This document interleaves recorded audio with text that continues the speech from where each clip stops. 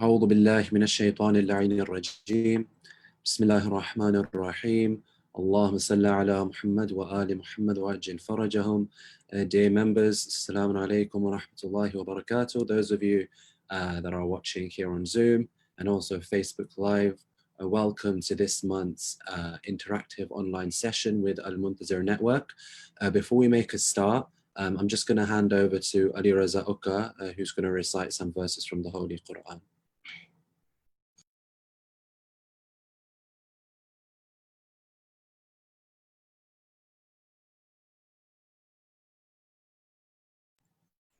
أعوذ بالله من الشيطان الرجيم بسم الله الرحمن الرحيم قل يا أيها الكافرون لا أعبد ما تعبدون ولا أنتم عابدون ما أعبد ولا أنا عابد ما عبدتم ولا أنتم عابدون ما أعبد لكم دينكم ولي دين بسم الله الرحمن الرحيم قل هو الله أحد الله الصمد لم يلد ولم يولد ولم يكن له كفوا أحد بسم الله الرحمن الرحيم قل أعوذ برب الفلق من شر ما خلق ومن شر غاسق إذا وقب ومن شر النفاثات في العقد ومن شر حاسد إذا حسد اللهم صل على محمد بسم الله الرحمن الرحيم قل أعوذ برب الناس ملك الناس إله الناس من شر الوسواس الناس الذي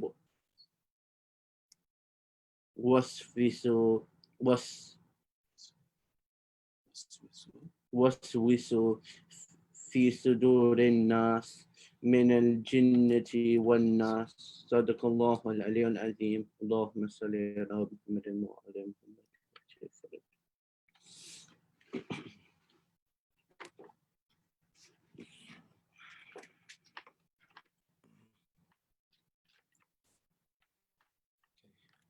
Thank you. So just before we make a start with today's session, there are just a few announcements I'd like to make on behalf of Al-Muntazir Network. First, so condolences to all of you on these days of the Shahadat of Imam Muhammad al-Baqir and Hazrat Muslim ibn Aqil alayhim salam. We have 4 upcoming initiatives, all of which have been initiated and led by members of Al-Muntazir Network. The first being an online Barsi Majlis for the Isali Thawab of Sayyid Mujahid Shah, son of Sayyid Mahmud Shah, who's the father of our dear and respected member and organizer, Sayyid Miran Shah. This will be taking place on Thursday, the 6th of August at 5:15 p.m. inshallah on Zoom. The Majlis will be recited by Maulana Abid Bilgrami of India. Could we please recite a Surah Al-Fatiha for the marhum and for all other marhumin, please? Al-Fatiha. Bismillah ar-Rahman ar-Rahim. Alhamdulillahi Rabbil Alameen. Ar-Rahman ar-Rahim. Maliki yawmiddin. Iyaka na'budu wa iyaka nasta'in. Ihdina as-sirata al-mustaqim. Sirata alladhina an'amta alayhim. Ghayril maghdubi alayhim wa la dhalin. Bismillah ar-Rahman ar-Rahim.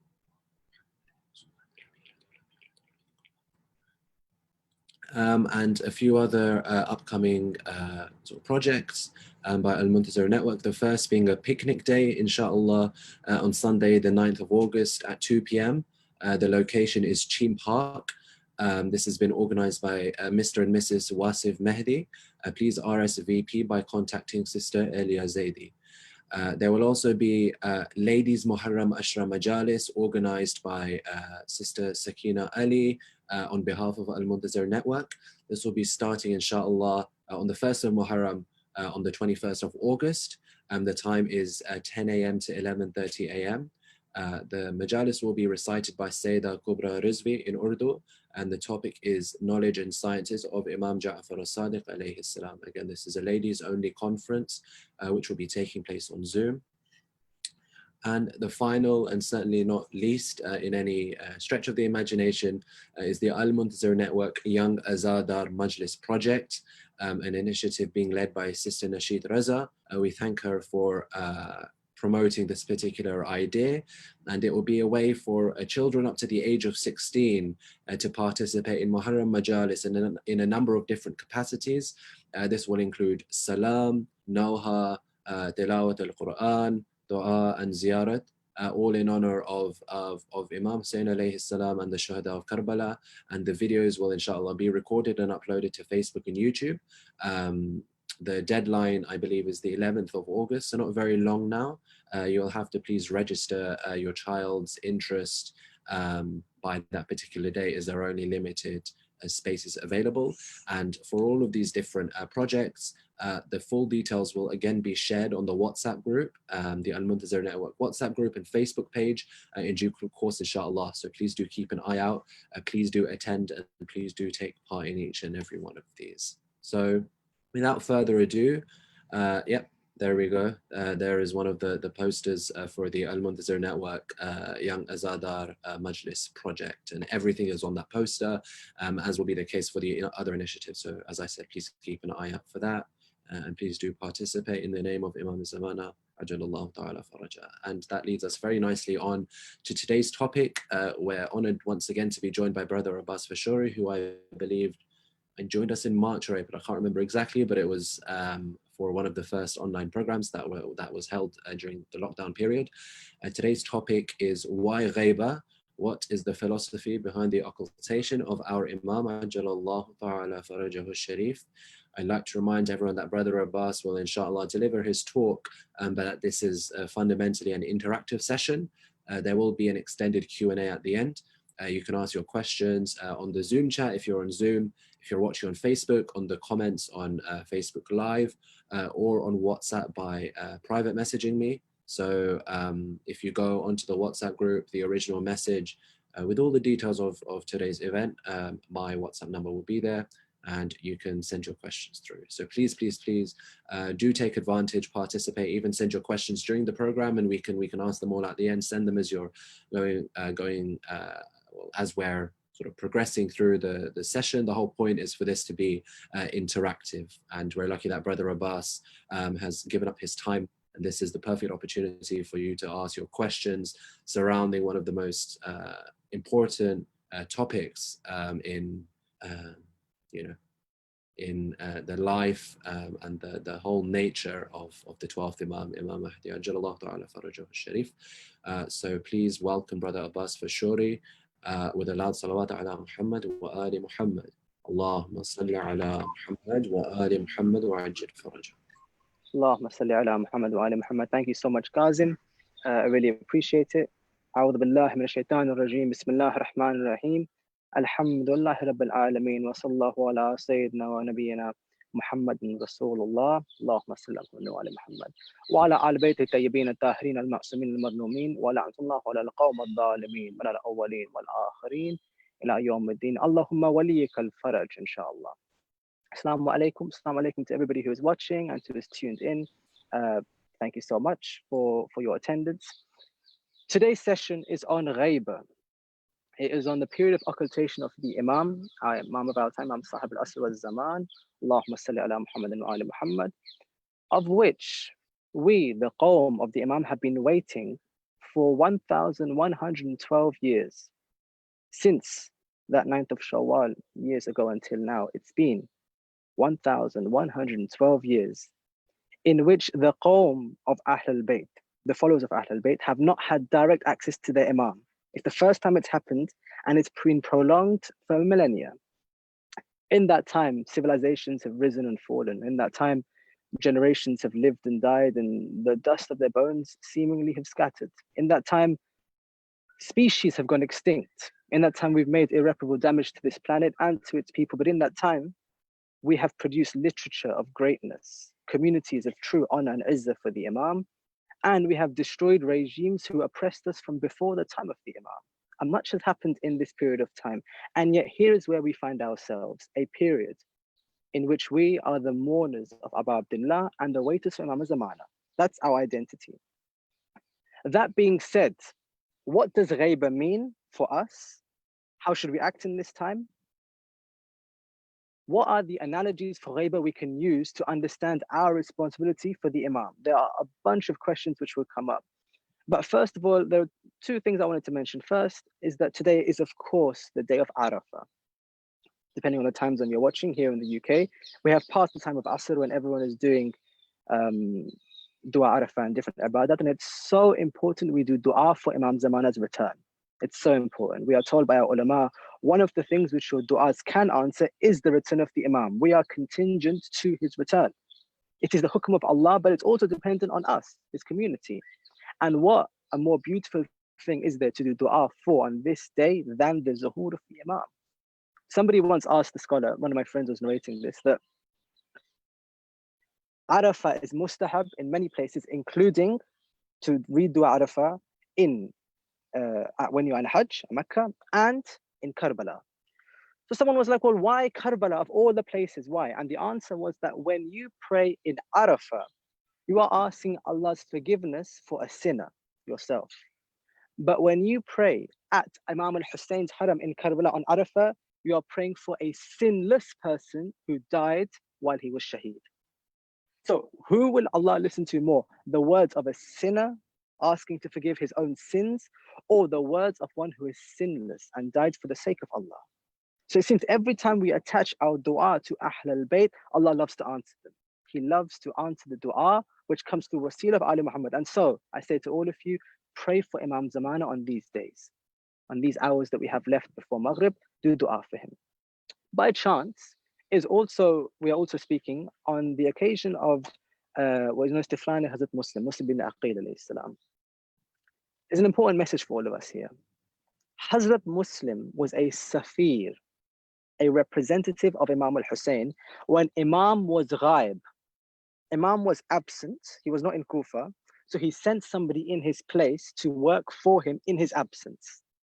And here we are, the qawm of the son of Imam al-Hussein, wanting to know how we can be safir for him.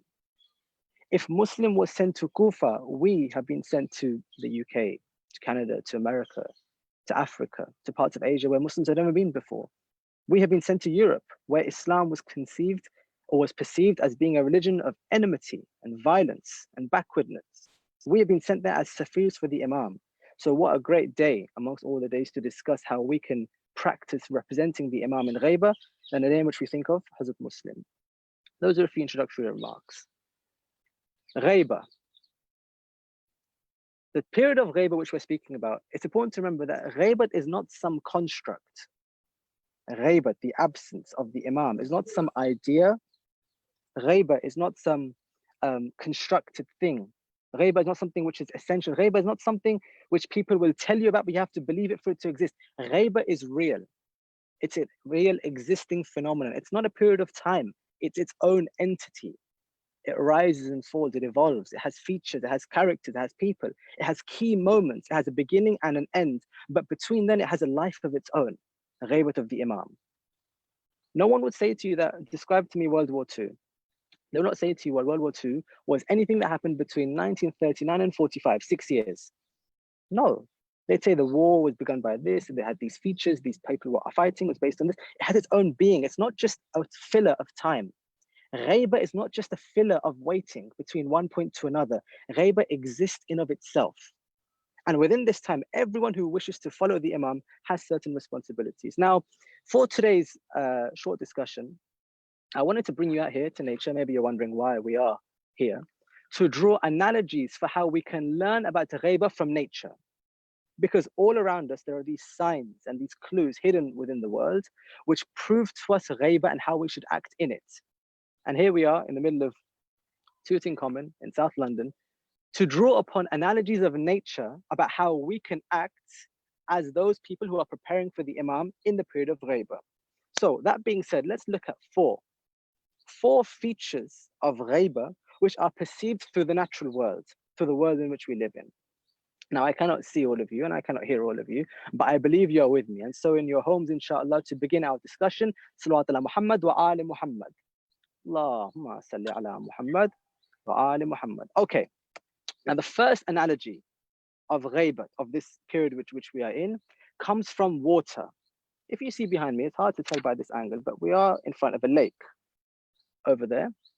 A lake of real beauty, it must be said, of which there are many examples around the world of bodies of water existing in different forms. Water being the essential feature of life. Water existing in rivers and lakes and oceans as rainfall. Water existing in products, in people, in living organisms. Water is everywhere. In the example of water, we learn something very important. First of all, it's essential. You need it. There is no living without it. Allah says, وَجَعَلْنَا, and we have given, we have made, وَجَعَلْنَا مِنَ الْمَاءِ كُلُّ شَيْءٍ حَيٍّ. We have created everything living from water, or everything which is have from water, life, water-based life. Or we say, وَأَنزَلْنَاهِ مِنَ السَّمَاءِ مَاءً. We revealed from the heavens water, used to describe everything, not just water itself, vegetation, humanity, animals, livestock, buildings and products. In the Quran, we have this idea of water being very closely linked to rizq. People praying for rain, for example, people told to do worship near bodies of water or going towards certain sacred seas in our heritage. Water is an essential part of Allah's rizq on this earth. Water is also dynamic. Water has different forms and can change based on its circumstance, its situation. If you apply heat, the water becomes steam, but if you apply cold, the water freezes, it becomes ice.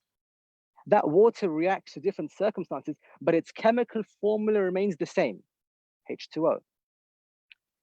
Imamat is a very dynamic concept which also changes based on different circumstances, but maintains the same essence like water. And like water, imamat is essential to our lives. In the way you live your life, drinking and doing wudu with water and eating and drinking based on water, the same for our imam. We need them just like we need water. They are essential. And it seems like they are as dynamic as water. For example, قال Rasulullah sallallahu alaihi wasallam, the Holy Prophet has said, my sons Hassan and Hussein are imams, whether they sit or they stand. They are imams. So sitting here implies doing peace treaty, reconciling the Hassani approach. Stand, Abu Abdullah, harb, war, fighting, shahadat. Whether they sit or they stand, they are imams. The concept of imamat is dynamic and fluid enough to incorporate different states. Another example, the imam has both wilaya tashri'i and takwini. Dynamic. Tashri'i meaning what? When the imam speaks, what his words are become law in our fiqh. They become orders, commandments for us to follow. At the same time, they don't need to speak. They just act, and the world around them reacts to them. This imam the Prophet doesn't have a shadow when he walks, for example. This imam can lift the door of Ghayba just by touching it. This imam stands and the flowers raise their beads for him. Takwini, meaning what? Meaning their wilayat is not just in what they say, it's in their whole being, their existence. Wilayat is a fluid concept, just like water. Think of Ali Muhammad like water. But if they are water, then what do we gain from this verse? We read in the Quran, Bismillahir-Rahmanir-Rahim, قُلْ أَرَأَيْتُمْ أَنْ أَصْلَهُ مَاءَكُمْ غَوْرًا فَمَنْ يَأْتِيكُمْ بِمَاءٍ مَعِينٍ. If your water should become sunken, it should dissolve, what will you do then? Ali Muhammad are water. If your water should disappear, if this entire lake in front of us would disappear, the one who is thirsty would have no recourse, no alternative. Quran is saying, if your water was to disappear from you, where would you go? What would you do? One of the Imam commenting on this verse says, this verse is about our descendant Imam al-Asr, that we are water, but if he is to disappear from you, how will you act? What will you do? Will you panic? Will you be scared? Will you have unity or disunity? How will you act if your Imam disappears like water disappears in front of the eyes of the people? What will you do? And that is the conundrum we face. Our water has become distant from us, or rather we have become distant from him. And now we are facing the thirst without him. A scholar was narrating that once a person went to him and said, I really want to know what it's like for the Imam to return. I want the Imam to return now. What can I do for him? So the scholar looked at him and said, come here, sit down. And he made him dinner. He cooked for him. But in the meal he made, he put a large amount of salt in that dish. All right. The man goes to sleep. He wakes up the next morning, he comes to the scholar and says, you didn't answer me. The scholar says, what did you dream of last night? The man said, I dreamt of water. The scholar said, yes, because the food was so salty that when you slept without drinking water, all you dreamt of was water, water, water. When you woke up, that's what you desired. It's as if your entire mind was occupied with this one thing which you're missing, and you didn't even know it was lost. He says, you will not bring the reappearance of the Imam unless you have thirst for the Imam like you had thirst for water. Dream about the Imam. Wish about him. Just wonder where he is. We say in Dua Nudwa, where are you? Are you in this mountain or that mountain? In this valley or that valley? Think about him. In the same way your whole body desires that water. When it's lacking, you have this thirst. Where's your thirst for the Imam? There was this slogan quite recently, we can't breathe, which we've been speaking about in response to systematic violence in the world. Everyone in this world has this desire for drinking, for replenishing, for water. But sometimes they are fooled and deceived and they become choked by this dunya, not knowing there is an Imam waiting for them, or who they should be waiting for, to save them. But they become choked, they consume the water of this dunya, which takes them away from the pure sharab ta'ura of the Imam. Imam Ali alayhi salam, Amir al-Mu'minin Ali ibn Abi Talib alayhi salam, Allahumma salli ala Muhammadin wa ali Muhammad, in one of his most beautiful khutbahs, Al-Gharra, says, he looks at the people, and in one part of this speech, is a very long speech, he says, this world is a muddy source of drinking. People come to it and are impressed. They kneel by it. He says, I'm paraphrasing, but the Imam is saying this. They kneel by the water. They bow their heads. And in their pleasure, they fall forward towards it. But they are deceived. And when water sees them in this state, out of joy, it rises. This dunya shoots its arrows at them and wraps its rope around their neck and pulls them down and down and down, lower and lower and lower into a watery grave. That is this dunya. And Imam then looks at them and says, I have seen generations after generations afflicted in this way by choking on this water of dunya. And he continues and says, neither does death end it for them, neither does one learn from the other. Again, it keeps happening. These are the people who live this whole life drinking plentifully from the wrong source of rizq. They think it's found in dunya, but we know that it's found in the Imam. That he is that ma. Where will you go if your water is absent? Where do we go? We wait for the Imam. And so the first analogy of the Imam is, as we saw before, the water which we see all around us, lying still and a source of replenishment when we are thirsty, and something essential which we need. Think of the Imam in this way. All right. Now the second analogy which I wanted to draw for all of you is the Imam is like the sun. This is one of the most famous analogies which we find for the Imam. Imam al-Asr is like the sun behind the clouds. For example, at this moment now, the sun is somewhere encapsulated behind the trees. I don't experience it directly upon me, of course I don't, but I know it's there by its effect, by its indirect rays upon me, and by the sensation which it has upon me. This is what the Imam is like. Our Imam, the effect of the Imam, is like the sun behind the clouds, the sun behind barriers and barriers. Our Holy Prophet once said that the Shia of the Imam, the followers of Imam al-Hujjah, for them, they do not experience him, and yet they experience his light and his energy, his rizq. How, he says? Because they experience him the way you experience the sun behind the clouds. It came from the Holy Prophet. And this draws for us an important analogy. The sun shines indiscriminately. The sun is used to give shelter for the oppressed and to clean najasat from taharat. The sun, again, is universal, all-encompassing. That's our Imam, his effect he will have on people. And yet, he is separated from us by a barrier. So the second analogy is the Imam of our time is like the sun behind the clouds. This idea of the sun being only temporary and not always with us, because there was a time when the Imam was out of Ghayba, but now he's in Ghayba.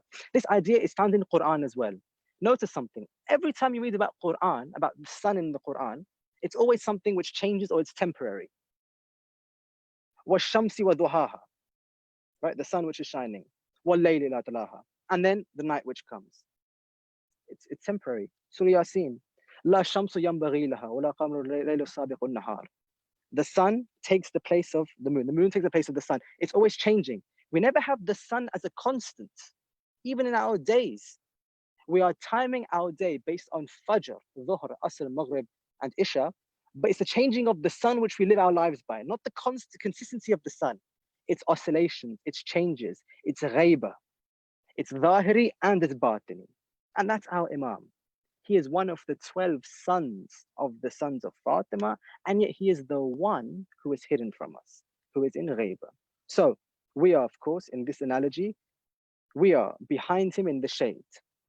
Question: what if instead of we being behind the clouds of the Imam, what if we are the clouds? What if it's not the case that there is something stopping me, the Imam, from coming to me? No, no. What if I am the thing which is stopping him from coming to me? If that's true, then the analogy of the sun is not some beautiful example. It's a consistent reminder to us to do better. What if I am one of the clouds in between the Imam and his qawm? You know, even the sentence doesn't make much sense. When we say the Imam is in Ghayba, remember, in mantiq, in logic, we say that every sentence has a subject and a predicate, subject and object. For example, Abbas is speaking. The subject, Abbas. Speaking is the object. All right. Kazim is running. Maybe he's late for a bus or something. Kazim, subject. Running, object. Fine. The object is something which belongs to the subject. Running belongs to him. My speech belongs to me. Yeah? Ali is driving. Ali is driving his car. The driving of the car belongs to Ali. It's a feature to him. When we say the Imam is in Ghayba, what we're saying is Ghayba is a part of the Imam. It's a feature of the Imam. This is wrong. Ghayba is not a part of the Imam. Ghayba is not a feature of the Imam. It's not a part of his existence or his wujud. It's not something that he's doing. It's a situation he finds himself in. We are Ghaib. It's our feature. Change the sentence. Imam is not in Ghayba. Ayatollah Gulpegani says, don't say Imam is in Ghayba. Say I am Ghaib. I'm absent. Now the entire concept changes. Imam is Imam. He visits who he wants, and he does visit who he wants. People who are thirsty, for example, Imam visits them to give them water. People who are lost, Imam helps them. Ulama, scholars, normal people, honest people, Imam helps them. He's not in Ghayba. I am Ghaib from him. Now, when the subject changes, the whole concept changes. Because even think about it further. Imam is what? The sun behind the clouds. Okay. Even if every cloud was moved from here, even if all of these trees and these barriers moved and the sun was exposed to me directly, would I be able to look at the sun directly? No. My eyes aren't even capable of experiencing the sun for a moment, let alone experiencing it fully. It's impossible for me. It's logically impossible for me to bear this experience. So there's a problem in me. The sun will keep shining every day and every night, whether I'm living or dead. Solar flares and storms will erupt from the sun, irrespective of your existence or mine. We are but a speck on a pale blue dot, and yet we have the audacity to say the Imam is in Ghayba. Imam is the sun shining. I'm in Ghayba. I did something which put a barrier above me and him. Because even though the Imam Zuhur will come for everyone, it can come earlier for individuals. Why didn't he come to me yet? If I was ready and it was something wrong with him, why didn't he visit me privately? Why is it that I'm waiting like everyone else? Am I like everyone else? So change the entire concept. Imam is not in Ghayba, the sun behind the clouds. We are Ghaib from him. This point is a combination of the narration of the Holy Prophet and the argument of Ayatollah Safi Gulbegani. I am Ghaib. And Shahid Sadr is the one who argues that it's impossible to witness the sun directly. So why do you desire it like this? That's a lesson for all of us. So, example 2, Ghayba is like being the shade or being in the shade or being the barrier from the sun behind the clouds. Third example, our Imam, or the example of Ghayba, is very much like these leaves you see behind me, or blades of grass, or let's look at leaves. From this angle, it looks like they are all one entity, each one of them coming from the branch are one living being. But upon closer inspection, each leaf is different. Each leaf is distinct. It has its own features, its own shape, its own outline. Each one is subtly different in color. So what seemed like one entity from far, when I zoomed in, it was like thousands of separate beings coming together in a multitude, like some sort of natural mosaic, fooling us, thinking it's one, but it's many. Consider blades of grass. From far away, the ground looks like it's covered in grass, but when you go closer, each individual blade is distinct in its life, and its length, and its breadth, and its diversity. And yet, we say it's one thing. Ghayba is a period of time in which those who are in diversity must find unity. Just like in nature, that which is diverse appears like it's one being. Our holy prophet says, my qawm is like one body. When one organ feels pain, the entire body feels pain. He didn't say we're all the same organ. We are different. Every organ has its function, but he says this whole qawm is one body, one entity. Or another example, he says it's like one ship in which if one person makes a hole somewhere, everyone floods together. In another example, he says, it's as if my believers are like single combs, single teeth on one comb, all with one function, but each of them different. Ghayba, ponder for a moment, is a period of time of great length in which we are all different and have different skills and attributes, but somehow we have to bring them together to appear as one qawm for the Imam. This is particularly difficult when you consider the history of Ghaybat. In this time, we have had some of the most devastating arguments within our madhab. Power struggles, ulama doing takfir of other ulama, books being written against other firqas within Shi'ism, sects forming and ending, scholars leading movements, scholars fighting against those movements, all within one qawm. Sometimes it seems like we are different communities. Even today, there are power structures happening within our qawm of who leads this community, in which direction do they lead, who speaks for us, who are our authority today. Is it them in that country or these in this country? Is it this scholar or this leader? Always we're having the same disagreements and arguments. Ghaybat is about appearing uniform and in convergence with each other in the way the blades of grass all sing along the same tune of the wind. When it blows left, they go left. When it rains, each one of those leaves carries a droplet of water to drip down into the lake, each one. Somehow we have to find unity in the diversity in which we find ourselves in. And that's Ghaybat. Let me give you a very good example. Last month's session with Agha Ali Asghar, last month's section. That lecture was composed of ideas and theories built over generations of scholars contributing views of our aqaid, about Allah, how do we prove him, about our Prophet, Imam. These ideas came from generations of ulama passing their knowledge down to each other. And we have inherited 1,112 years of progress as well as disagreements. Ideas which have come which were new books which have surfaced, new ideas, new progress. A part of being in Ghayba is bringing all of these things together and having unity amongst the people using our own knowledge of Ahl al-Bayt. The true, correct knowledge which we get from Ali Muhammad. To really make this point firm, our Imam himself says, he writes 2 letters to Sheikh Mufid, the great scholar Sheikh Mufid. One of his letters, he says to him, Imam himself saying, if our Shi'as, or if my Shi'as had come together already, they would end the time for waiting for my return. How much clearer do we need to hear it? If my Shia resolved their disagreements and had unity, they would bring forward the time for my zuhur. Imam says this. It's almost sad that he has to say this to us. Okay, that was in time of Ghaybat al-Sughra, but now it's still valid.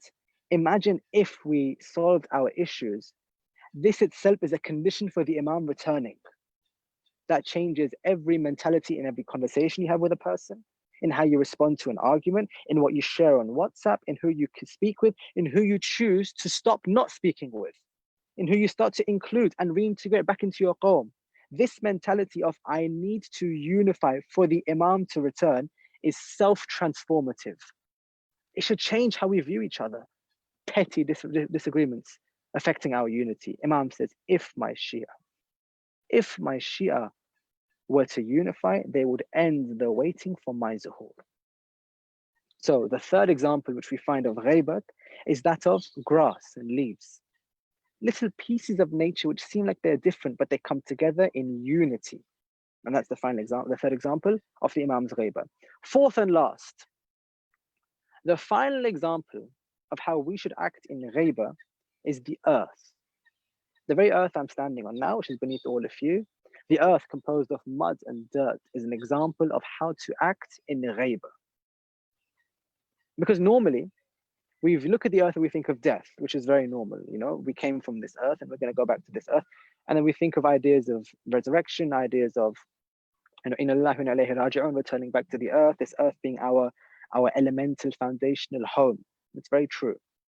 What we don't say is that death is the end. We don't say this. We might read kullu man alayha fan, everything will be annihilated. But then we read in Quran, everything's annihilated illa wajhullah, except the face of Allah. Other times we know, no, you're going to die, but then you're going to be raised again in barzakh. You're going to go to akhirah. Death is never seen as the end, but it is seen as important, an important part of this process. Just as death is an important reminder for all of us we gain from this earth, for akhirah, death reminds us of our ghaybat. Death, which all of us are going to die, even thinking about this idea when you hold the earth in your hand or the turba in your hand after prayer is a reminder for the zuhur of the Imam. Why? Because your death is smaller than your ghaybat. Your death is just one moment, or could be one moment, in your waiting for the Imam. Allahumma inni ala bayni wa bayna al-mawt alladhi jaltu al-ab'ata haqman maqdiyan fa akhrijni min qabri mu'tazilan kafri shahran mujarradan. We didn't do ahad. If death should come between me and my Imam, then raise me from my grave with my sword in my hand, my kafan as my armor, my spear in my arm, saying the da'watul da'i, saying the call of Allah from the moment I rise from my grave. Allah, if you're going to give me death, fine, but let me beat my Imam. This mentality of death being a part of ghayba is very beautiful, because now, every time you go to a graveyard, you will say to yourself, this person who we're burying, inshallah, they did not live for the ghaybat of the Imam to end, but from this same qabr, they will rise again calling for the Imam labbaik. Every time you're scared and you fear death, you say to yourself, Ya Allah, pray that I can meet my Imam before death or after death. But now death is no longer the thing. Meeting Imam is the thing. So death is smaller than ghaybat. For the Imam, for him, death is smaller than azadari. Just as for all of us, we have seen death is a part of ghaybat. Death reminds us of ghaybat. For Imam, death reminds him of Aba Abdullah. He says in Jarat Nahia, he says, you know, I will cry tears instead of blood. That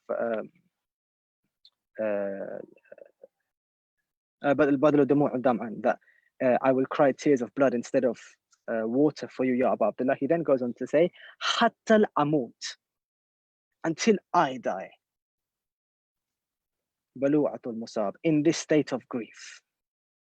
Wal ghussatul iqtiyab, and from this special choking grief, until I die, I will mourn for you, Ya Aba Abdullah. Hatta al-amut. So for now, Imam Zamana, when he thinks of death, he thinks of Aba Abdullah al-Hussein, which gives us, all of us, a message in ghaybat of the Imam. If we're going to think of death and end up thinking of zuhur, we have to think of Aba Abdullah to get to that zuhur. Because even the Imam himself thinks of Hussein when he thinks of his qabr. The conclusion then is, an important part of ghaybat is azar for Aba Abdullah. These things are linked. There's no two ways about it. Either the Imam is coming to avenge Karbala, or the Imam is coming to carry on where Aba Abdullah left off, or meaning in addition, or it means that he's going to fight the same mentality which Aba Abdullah fought, Or it means that in order to get to the Imam's level, we have to try and become like the companions of Abu Abdullah. Or it means that the message of Allah, which began with the Holy Prophet and was saved by the blood of Abu Abdullah, must end with the Imam. Somehow, Abu Abdullah is always part of the Imam's mission, his message. That being said, we, as the mourners of Abu Abdullah, use our azar to be one of the members of the army of the Imam. This mentality of warfare, of shahadat, comes from Abu Abdullah. It's as if Abu Abdullah is training us in his hands to fight for his grandson, Imam al-Mahdi. And here we come to the end of our discussion. 4 examples all around us for the zuhur of the Imam. We see it in the water which we drink when we feel that thirst and ask for that thirst for the Imam. We feel it in the sun above our heads. We wonder, what is protecting the sun from me? What am I doing to stop the Imam from entering my life? We see it in the leaves and in the grass which sways in the wind. Each one looking different but uniform when it's compliance to this word. When will we become uniform for our Imam? And we see it in the ground in which we walk upon and will be buried in. When we see death, we think of our Imam. We think of being with him. But in order to get there, we have to be close to Abu Abdullah. We have to develop a relationship with Imam al-Hussein, which is so strong that it becomes transferable to the Imam. When we mourn for Imam al-Hussein, we think of Imam al-Mahdi. And when we go to Imam al-Mahdi, we're thinking of Abu Abdullah. Okay, that ends the initial discussion. I really hope that it was maybe useful. And if you have any questions or any thoughts, please do be willing to share them. And to reiterate the first point, on this day of Arafah, please, inshallah, praying for the qawm of the Imam, but let's pray for the Imam as well. وآخر دعوانا الحمد لله رب العالمين اللهم إنا نسألك بحق فاطمة وبها بعلها ابنها وسلم مستعوده فيها أن تسل محمد وآل محمد اللهم صل على محمد وآل محمد.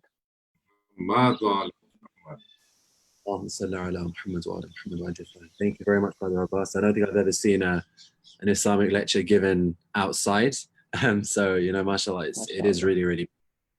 One thing that actually kind of struck me was I saw in a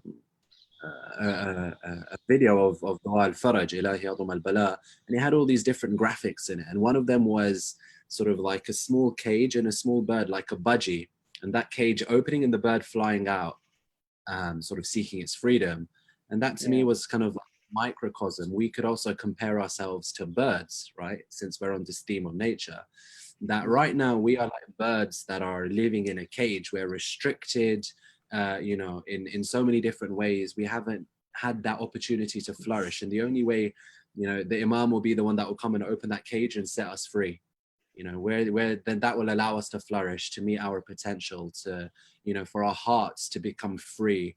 You know, and obviously the world as well, for the world to be rid of, you know, oppression and injustice, but also in ourselves and in our hearts. Yeah, you know, in the freedom and the happiness of these birds. That's something. But Qasim, that analogy needs work, because when we say, for example, that there are 2 deaths, there's a death which Allah decides when He sends Malik al-Maut to you, and there's a death before that which a mu'min has, in which they have killed their attachment to dunya. That was their doing. That wasn't Malik al-Maut. In the same way with the Imam, there is a zuhur of the Imam which all of us will feel together. But if I work hard, I have my own zuhur before them, like a private, you know, early viewing myself. And obviously ulama and people have this consistently. In the same way, if the Imam's going to come and free all of us, maybe I can free myself for him first. And now I'm just waiting for everyone else. So these analogies are always giving us the power to say, no, I'm ghaib. I want to become aware. It's not him, it's me. That's a beautiful point. Right, actually, come to think of it. Thank you very, very much. That's and just one. sticking. It was your point. I just manifested it. MashaAllah. No, God. Thank you for sort of elaborating. So actually, the first question, I've got a couple of questions here. The first one, again, coincidentally, is very much linked to things you were discussing. And it's a question about ariza. So when writing a letter to Imam Mahdi alayhi salam, do we have to throw it in the sea or a body of water? What do you do when there isn't a body of water near you? You know, and so, for example, people in landlocked countries like Nepal or Afghanistan, that maybe don't have like or anything like that, or just if you're living sort of in a a big city and there isn't a sort of packed up area, you don't have a canal or a river next to you, and sort of following on from this, what is the significance of throwing your ariza into a stream of water? That's the so two parts. It's a really interesting. So part of this is found in our actual literature of stories of scholars having ariza. Part of it comes from the mentality of the Imam living on a green island. Maybe you've heard this, but this used to be repeated a lot on minbar and books, and it's a lot less now, where there seems to be an island somewhere where the Imam is living, where he has allegedly, a family and all these things, and we are sending ariza to go on water in order to reach him. Remember when people used to say like the Imam's in Bermuda Triangle and all these things? It's this mentality. It comes from a place in our literature of the Imam living on a green island. That mentality has brought people to think that we have to use water, but that's not true. Our ulama, and even in the books about Mahdiology, eschatology, being close to the Imam and end of times, don't say that it has to be on water. They just say that if you're going to send an ariza, put it somewhere where you believe it can reach the Imam. So some people put the ariza in the Haram of Abu Abdullah al-Hussein. They write the ariza. Some people put the ariza in Sayyidah Ma'suma in the Qom. Others protect the ariza and they put it in a pond, knowing that at least a fish will consume it and it will disintegrate. All of it comes from one belief, which is wherever I am, the Imam hears me. So it doesn't need to be a written thing to put in an ocean. It can be something you write and keep. We believe the Imam knows it when we say it, or when we think it, or when we do it. We don't believe the Imam knows it when we put it into water. This is one example of, who was it? One of our scholars was saying that, do you know that there's not a thing that you say, but that the Imam hears it as you say and before you say it. And as you say it, his tears have already left his eyes for what was said, in the example that it was bad. And so those people with aqidat, true aqidat, know that wherever you write it, wherever you can store it under your pillow, the Imam reads it and the Imam will answer you, inshallah. So thank you. I've got quite a few questions coming in. Inshallah, please answer them, Brother Abbas. So here I've got one question, quite a general question. I would assume obviously it's sort of linked to obviously what you discussed. You would know best. What can we as individuals do to be part of the unity? I'm not exactly sure entirely. Okay. So perhaps like the in terms of for the Imams coming uniting together and that will take the Imams come. I would assume. Okay, so two things. At the time when he said it to Sheikh Mufid, the Qawm was stuck in intellectual disagreement. So arguing over theories about imamat and the nature of the Imam. But the problem isn't disagreement. We have it a lot. The problem is when an intellectual disagreement becomes practical disunity. And that's one of the problems. We are encouraged to have different ideas to each other even now. This is the risk of independent thinking. And in our madhab, rationality has always been at the front of our religion. So that we're going to have disagreements. But back then in Ghayba al-Sughra, for example, during that time, when people's disagreements or Ghayba al-Kubra were causing them to not meet each other, not be close to one another, not visit one another, not do nahi al-munkar, and not do dua for one another as well. Like these issues, that's when the Imam, that's where that came from. When our intellectual disagreements start becoming reasons to dislike each other. How much me and you disagree about an Islamic concept in general should have no bearing on how little or more I love you. These things aren't linked. What does Imam say? If Miqdad knew, or no, it's actually if Miqdad knew what Abu Dhar believes about me, he would call him kafir. And another example is if Abu Dhar knew what Salman believes about me, he would kill him. Like this idea, like of using our intellectual disagreements to cause harm to each other. Obviously they didn't, they loved each other. And that's the example here, that we should not allow our intellectual disagreements to affect. The other point here about what we can do for unity is that everyone has a role to play. That's the whole point of the grass. Everyone has a role to play. for the Imam. The one researching, producing materials for unity is one person. The one giving jobs to mu'mineen is another person. The one raising a family which says Ya Hussein in Muharram is also part. Everyone has a different role to play. Unity is not changing what we do, it's bringing them together. It's seeing they are linked. This part of it is thematic, it's your mind. It's noticing the links between things. So in answer to the question, the first thing is we should not let intellectual disagreements become actual disunity in our qawm. And second, we should make sure that we recognize everyone has a role to play. And khidmat for the Imam can have different forms. Just that recognition is unity in idea, in ideology, which is very important, which we lack greatly. Okay, there is another question here that had come in a bit earlier, but I think it's kind of been covered. If there is anything you'd like to add, but again, I think you just covered it in this sort of particular question. And so the sister said, you know, the analogy of water and the Ahlul Bayt alayhi wassalam was beautiful, amazing lecture, Jazakallah khair. The question is, if achieving unity in the Ummah is a prerequisite for the Dhuhur, as you mentioned, then how can this be done, especially if we are so diverse? And the sources we use to educate ourselves are so different, as well as our backgrounds, then what will unify us? I mean, is there, again, it was covered, but is there anything you'd like to add in particular? There's actually an answer in that question, the sources we use. This is a very good point. This is a very good point. Our epistemic authority, which guides our life. Epistemic authority means the things which we think are knowledge worthy of bringing into your life. Where we get those from, those sources need to be uniform. This is very important. A good example. If we're using classical literature, yeah, Sheikh Mufid, Sheikh Saduq, Alama Majlisi, like that generation of thinkers, then we need to like have respect for all of them and gain what we can from them. The next period of time, when we go to the Hawza, to the different scholars, again, respect each and every single one of them. Contemporary, Zakirin, ulama, respect all of them. But amongst all of them, we need an epistemic authority, an ideology which we use, one approach, which we apply to all of those sources. Whether they are classical, whether they are technical, or whether they are normal Zakirin, like normal knowledge.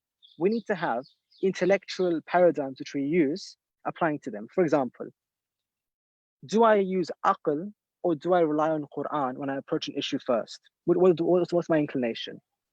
Another example, if my Imam says something or I see a narration, will I look at the source sometimes, always, or never?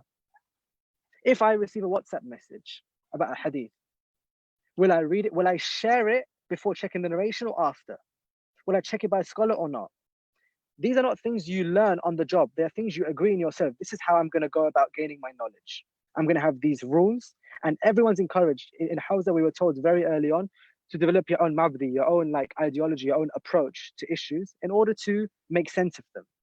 And every individual, when doing their own contemplation, must wonder, where do I get good knowledge from? Who do I trust? And when something's uncertain, how do I get it back? Because the goal is the same. We want ilm from Ahlul Bayt. Ahlul Bayt, Imam al-Baqir says, you will never gain true knowledge, correct knowledge, ilmun sahih, illa bima'ana Ahlul Bayt, min al-mashriq aw maghrib. You'll never gain true knowledge from the east or west, except with us, Ali Muhammad. So that we have the same aim, but we need to agree in ourselves, which sources do we trust? That's a very good question. And I encourage everybody to read about different sources of knowledge to find your own peace over which things you trust are verified, and which things when people share to you, you don't forward as receive, you ignore, because there's no way of knowing if it's true or not. One example on this, Tibb Masumin. Before coronavirus, before COVID, in Iran especially, it was almost a given that these are what the Imams have said, and this is the truth. When the virus hits certain regions, ulama who were experts in tibb, medicine of the Imams, were prescribing medication based on our hadith books, which are sometimes in contrary to medication of like for the doctors prescribed. When that happened, notable people like individuals from ulama families started dying from this and started questioning why we trusted tibb masumin instead of modern medicine, as if modern medicine is more advanced than our Imams. But upon further reflection, they found many of the things which we say are tibb masumin are fabrications. They're not true. Ayatollah Nasir Mukarram Shirazi wrote about this when it was happening, that many of the things which we have in our books of what the Imam said about eating this and drinking this, they're not true. And we saw it in practice. Now, if someone approaches the issue thinking that either I'm only going to look at authentic narrations or use my rationale or go to medical doctors, they'd avoid this problem. But some people had not developed the methodology of how we distinguish between authentic and not authentic hadith. For them, if you say Imam said this, it's enough. Do you know how many people died in Iran because of this mentality? I won't say they're avoidable, but I would say that they are they were not necessary in the way that they died, only because of methodology. This is one small example which affects all of us because we believe in tibb masumi. So now everyone listening should think, if I'm doing an action, how do I know the Imam actually said to eat this at this prescribed time and this amount? How do I know? Check the sources, check the literature, check the books. Ask those who know. Ask ulama who will give you reference, for example. So again, a very good question, all about how do we use sources to affect our practical life. Ahsantum. San, thank you. We pray that inshallah Allah gives us all the open-mindedness and the ability and knowledge to, I guess, Ilahi ameen. Ilahi ameen. Types of hadith and pieces of knowledge. So another question is, so obviously in Dua al-Hujjah, Allahumma kulli waliyaka, we pray for the safety of the Imam. Because this, why do we do this? What are the different dangers that the Imam alayhi salam might face potentially? Sometimes when we do dua, it is for us as well as for the Imam. Like generally when we say, Ya Allah, help the Imam, it's actually to help us. And this is a very extensive topic. However, the Imam will not die until that period of time comes of Ghayba at the very least. At the very least, the Imam lives until Ghayba. When he returns, his enemies are extensive against him once he's recognized. That being said, Ghaybat also means that the Imam is with us right now, but he's not recognized. People don't know who he is. So he's living on this earth like anybody else. He's living and breathing and walking and sleeping and praying and doing normal things. Ghaybat means people don't know who he is. You could have met him. You could have seen him in a crowd at Arba'in or anywhere. He could have been in a majlis you've been to. You just didn't recognize that it was him. So he is liable to the same damages and dangers of real life. Okay, Allah said he won't die until his mission, but he's a human being. And when you love somebody, you care for them. Those who pray for the Imam with sincerity pray that he is real, and out of love for him, just normal love like a mother has for a child, I want him to be well. I want him to be okay. So Allahumma waliyaka al-faraj is first of all recognition that he's real, existing on this world, and second, that I have affection for him. I care for him. Even if I know nothing's going to happen to him, my heart won't stop me from praying for him. It's all about building that connection and that muhabbat for the Imam. So I think that's what dua faraj is in that context, but there are others answers, of course. Yeah, thank you very much for that. Just to remind everyone, we do still have some time remaining. Those of you that might have joined a little bit later, you can ask your questions via the Zoom chat, Facebook live comments, or you can WhatsApp me. You'll find my number on the Al-Muntazir Network WhatsApp group, inshallah. Please do send your questions in. We do have some other questions sort of still to be asked, and linking into sort of what was mentioned. There's a question here from a brother, you might have heard of him. His name is Abbas Farshori. There's a from him. Yeah, I don't know. And the question is linked onto, I guess, just what you were saying at the end in terms of cultivating that love of the 12th Imam in our hearts. And it's quite a general question, but a very important one is, and I guess you could probably cover sort of the fundamentals of this, is how do we initiate our love for the Imam? Ahsan, good question. When you love somebody, first of all, you fear that they will leave you, and it's a constant fear you have when you love somebody. Yeah, you're scared that something could happen to them, and they're always on your mind.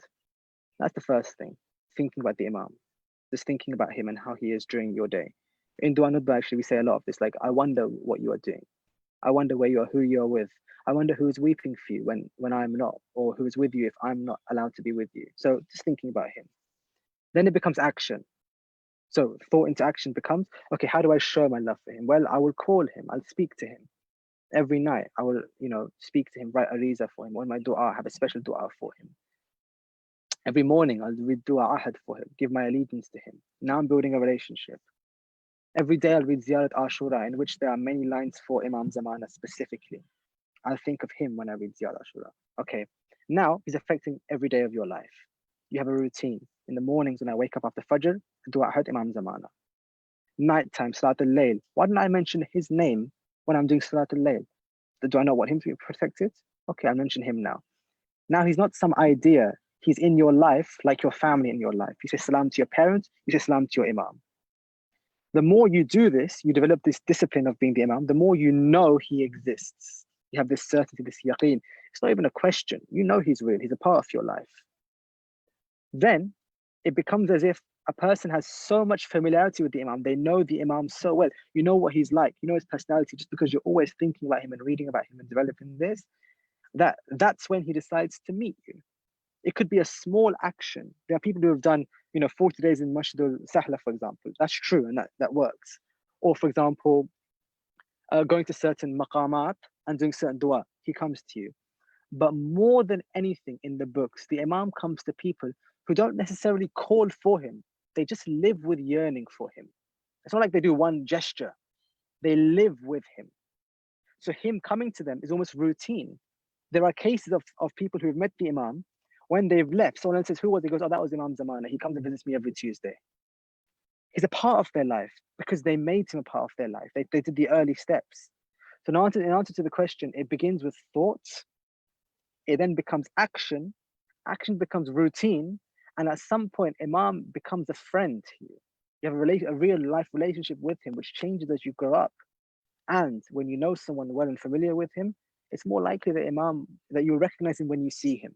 That you know who he is because you know his signs, you know his aura, you know his feel, you know the feeling of his presence because you felt it before every night when you did dua for him. So when you see him now you recognize him. Your eyes are blessed with it. There's a line in dua ahad, waqhul nadrati nadratan minni alayhi. Ya Allah, give my eyes the pleasure of seeing the imam. Think about it. Nadar, seeing the imam, doesn't just mean right, looking. It means knowing what you see. So give my eyes the pleasure, the true joy of recognizing the imam.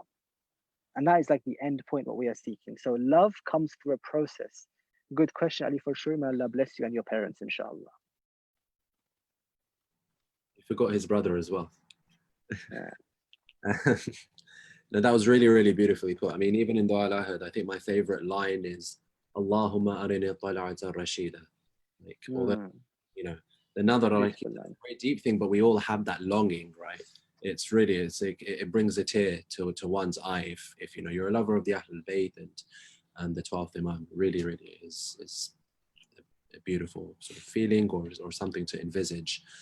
So linked on again to today's topic of Ghayba, there are two questions that have come in. I'll ask them together as they're very much interlinked. So the first one is, what is the reason the Imam had to go into occultation? And the second one is, like the 12th Imam is in occultation, obviously there were circumstances that led to this.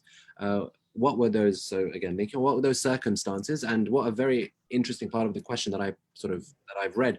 Could Imam Hussein alayhi salam not have been offered the opportunity to go into Ghayba, as his circumstances seem to be even harder, and that way the Battle of Karbala could have been avoided? And I mean, the same could go for other Imams that were, under house arrest and imprisonment and all other such trials and tribulations. Why was it the 12th Imam in particular, aside from things like his age, for example, the fact he didn't have any offspring, but why was it the 12th Imam? That is the 12th Imam as we know him in Ghayba. Why was it not the third Imam or the 7th Imam or the 9th Imam? Why is that? On that, firstly, Imam Hussein had 72 companions of the most excellent status that no one has ever had. How many of those did the Imam have even before his Ghayba, or at that time, like of that quality? Abu Abdullah says, none of my companions, none of my Imam, my brother or my father, no one has had the companions like my companions. And so his stand, part of it, believe it or not, is based on those he had around him. What does Imam Asad say? If I had 7 like this, I would have risen by now. If I had, like the Imams, they are very aware of who's around them. So part of it is the companions. part of it is the danger. Abu Abdullah was under danger, but he was able to migrate. Well, able meaning he was forced to migrate into when he reached Karbala, and that was where he made his stand. He couldn't go further.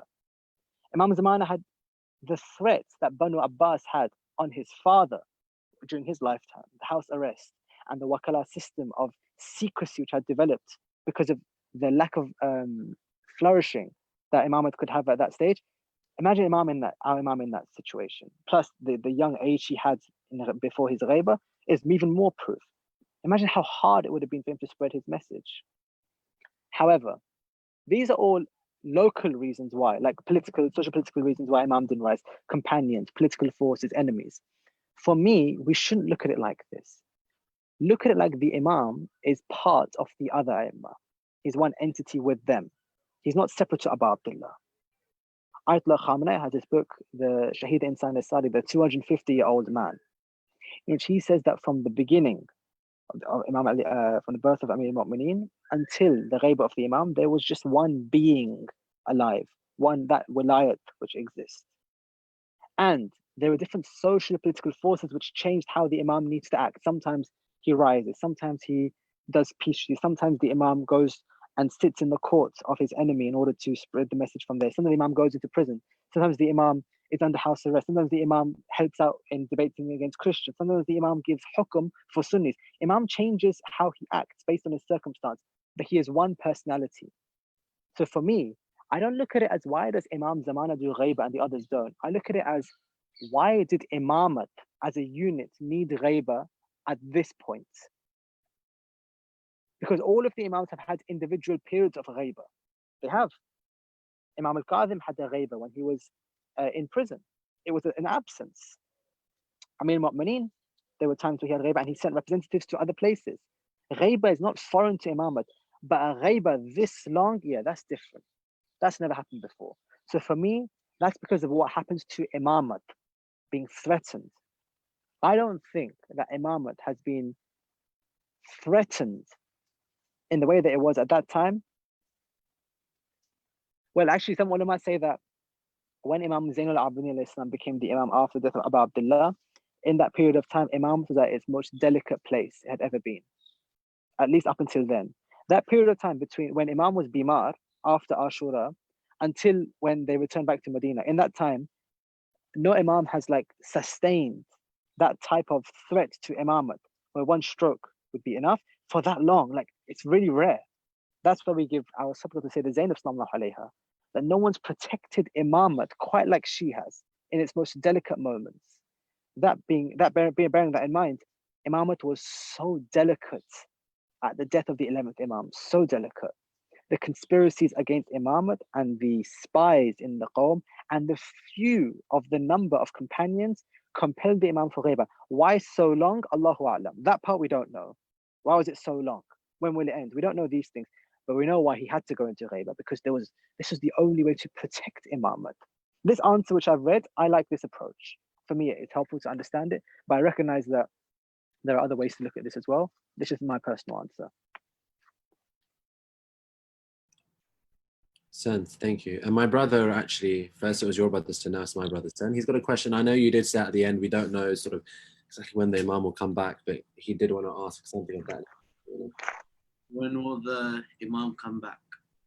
I think this is the question. When will the Imam come back? And every child's or lover, alhamdulillah, that have grown up as lovers of Ahlul Bayt, as Adar, as this is the question, right? I mean, if you have to explain to like a child or something like that. Honestly, like whenever this happens to me, I say to a child, like, why don't you ask the Imam? Ask him when he's coming back. When you go to bed before sleeping, talk to him. When you wake, say salam to him when you wake up, and in your dreams, ask him. Because if the thing preventing Imam from coming to people like us is our sins and our problems, children are ma'soom. Why won't he go to them? Why would the Imam not avail himself to those who have not yet become culpable in becoming the barrier to his zuhur? A child is ma'soom. So in fact, children and the oppressed, these two groups, should be telling us when the Imam's coming back and what to do. Because the Imam is known to keep correspondence with the ma'soom, especially the oppressed. So I say to your brother and to all the young people, talk to the Imam. He will speak to you. Believe it, he will talk to you. He will engage with you. Write to him. Communicate with him. He's there for you. And then he will let you know what you need to do and how you need to act. I say this to all the children and all of the adults, inshallah. Ask the Imam, speak to him. Ask him when. Try and bring your own individual ghayba to an end, just so you can ask him what you need to do for the rest of it. Yeah.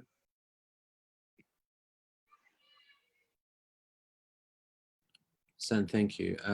I'll just end with just sort of one final particular question from myself in terms of, like, aside from like Dua al-Ahad, for example, Dua Nutba, are there any other kind of rituals or actions at Amal, du'as, ziyarah, any sort of thing we can do in order to, just for the benefit of everyone, to improve our connection with the Imam, to pray for his reappearance and things like that, aside from like the standard sort of du'as that we've got? Yeah. Is there anything else that the ulama, for example, have suggested?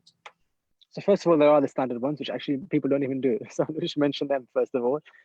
Dua ahad every morning, ideally every morning, although they're said to do it once a week for 40 times, but really every day is what is recommended. Dua ahad, dua of allegiance to the Imam, giving bay'ah to him. Okay.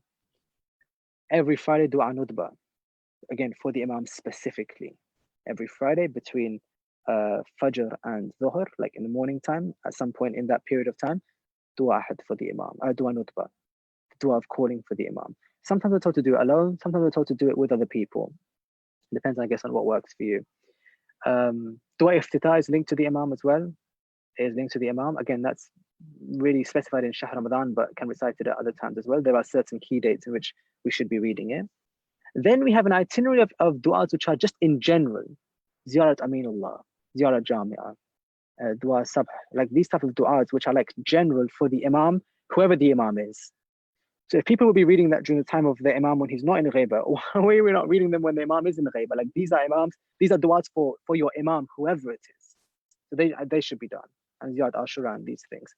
Then, now here's interesting, when you get deep into Mafatih al-Jinan and some of the other books, there are these specific du'as which certain ulama have passed it down to each other and like kept in these books, which are like specific incantations. Now, I don't know the value of these in comparison to the general ones done consistently. Whenever we ask the Urafa about this, and those who we think the Imam favors, they always say the general Quran, Dua, and Ahlul Bayt.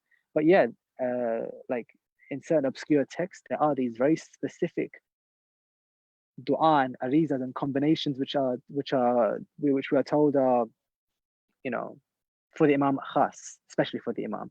But I think we should stick to the general. Those ones I mentioned, and just the consistency of the general dua we find in Mafati and Saif Alawi and all these things. And Quran, of course. Agha Ali Asghar, if he was here, would be telling me off by now. We should mention Quran first. This book is the book of allegiance to the Imam before any others. Quran and Ahlul Bayt will be with me until the end of time. Rasulullah says, Quran is here now, so is Ahlul Bayt, so is the Imam. So just as the Quran is a real thing to read in your house, think of that book as a way to read your Imam, inshallah. Can I just jump in and ask, are there any verses in the Quran that perhaps allude to the coming of like a Masih, for example, or the 12th Imam aside, we've got obviously the verses about the Ahlul Bayt. Is there anything in particular that we use to kind of prove the existence, the Ghayba of the Imam? Yeah, loads. There's a book called Imam Mahdi in the Quran. It's on Al-Islam. I urge you all to look at it. There's something like 30 or 35 verses with tafsir. But that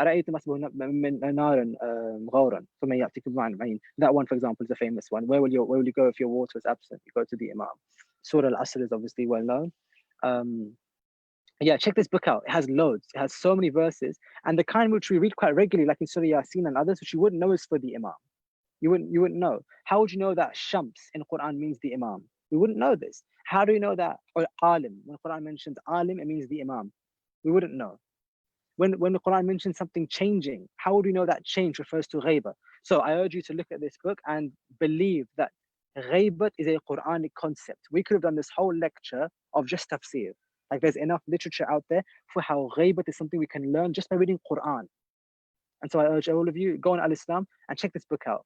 Imam al-Mahdi in the Quran. And also Hayat al-Qulub, volume 3 of Allama Majlisi, also collects a number of verses of Quran and specifies which ones refer to the Imam. Another really good resource to look at. Yeah, and even in Mafati, when there's a section on the Imam, sometimes there's a verse of Quran attached to it.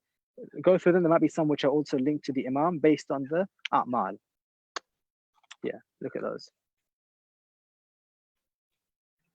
Sen, thank you very, very much, Brother Abbas, for your time, for joining us in that sort of beautiful location that you're at. Very, very memorable. MashaAllah. Sorry to ruin the location with me. Now you can look at the nature, MashaAllah.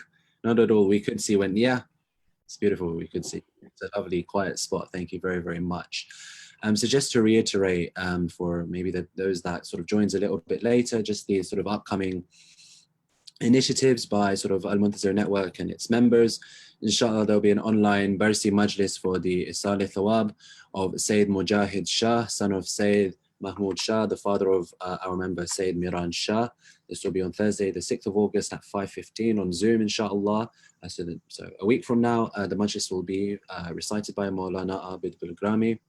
On Sunday, the 9th of August at 2 p.m. at Cheam Park, there will be an Al-Muntazir Network picnic day. There you go. Please RSVP by contacting Sister Elia Zaidi. There will also be the Al-Muntazir Network Ladies Muharram Ashra Majalis, which will inshallah start on the 1st of Muharram, 21st of August. Again, all of these posters will be shared over the next few days or so. The timing will be inshallah 10 a.m. every day. Knowledge and Sciences of Imam Ja'far as-Sadiq alayhi salam by Sayyidah Kubra Rizvi in Urdu. The final one, the Al-Muntazir Network Young Azadar Majlis Project, will be for children up to the age of 16, the opportunity to participate in Muharram Majalis by reciting Salam, Nawha, Quran, Dua, Ziyarat, etc. Anything to express their love for Imam Hussein and the Shuhada of Karbala and the Ahlul Bayt, alayhim salam. Please do RSVP as soon as you can if you would wish for your child to take part.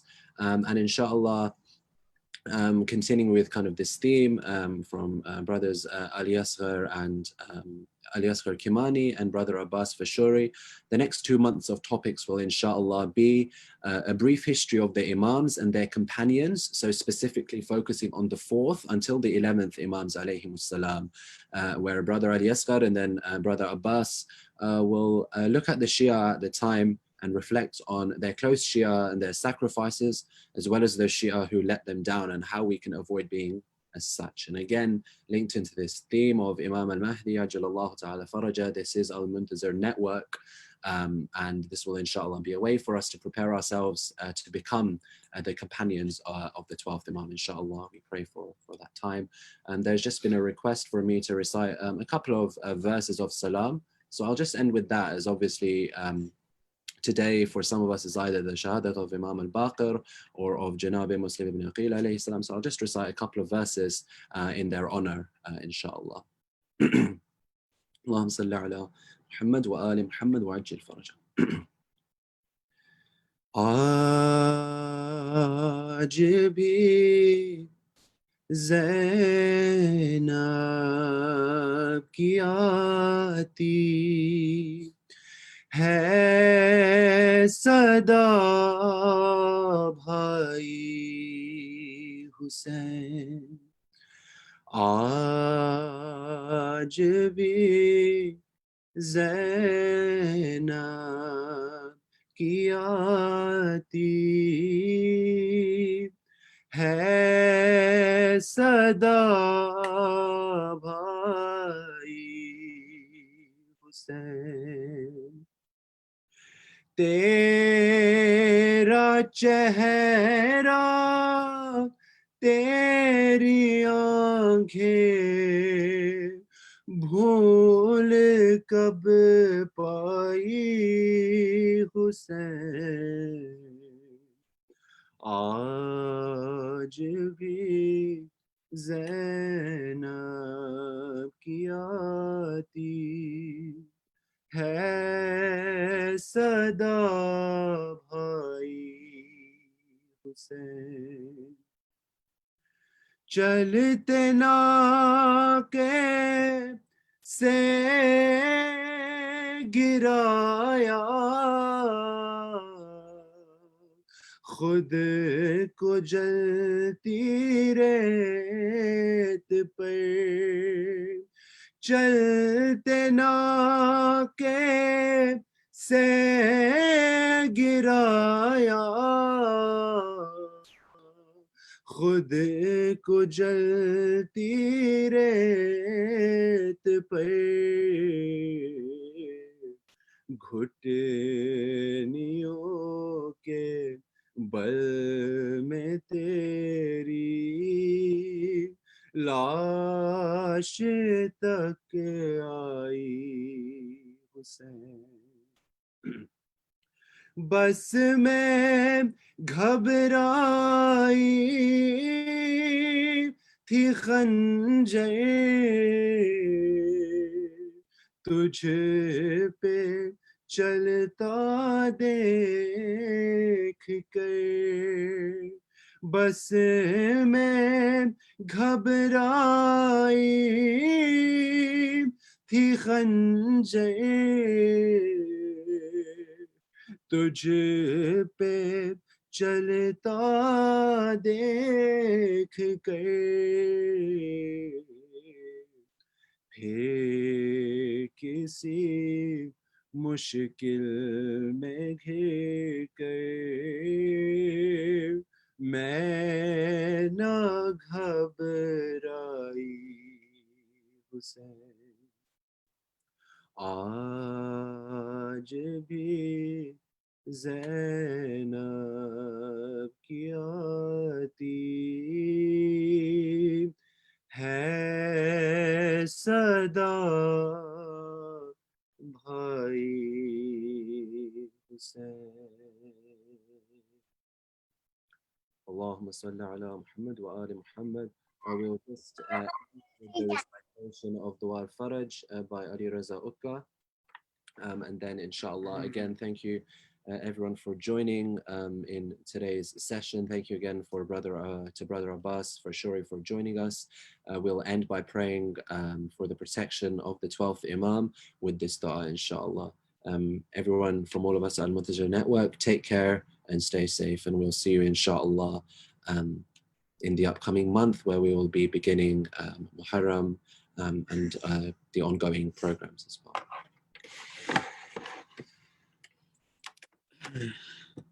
أعوذ بالله من الشيطان الرجيم بسم الله الرحمن الرحيم اللهم كل وليك الحجة ابن الحسن صلواتك عليه وعلى آبائه في هذه الساعة وفي كل ساعة وليا وحافظا وقائدا وناصرا وليا وذليلا وعينا حتى تسكنه أرضك سوا وتمتعه فيها طويلا برحمتك يا أرحم الراحمين اللهم صل على